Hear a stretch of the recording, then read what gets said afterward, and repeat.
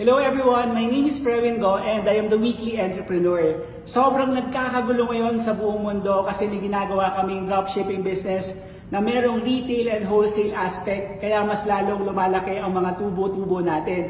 And nandito ako ngayon sa Dubai office natin para kolektahin ang aking lingguhang tubo na linggo-linggo nangyayari ito sa mga buhay-buhay namin. And the best part is pwede mo rin itong gawin kahit busy ka, kahit may trabaho ka, kasi meron tayong sistemang sinusundan wherein ang tawag namin dito is the automated system na pwede kang batuhan ng customers worldwide, mapa Pinoy man or mapa ibang lahi.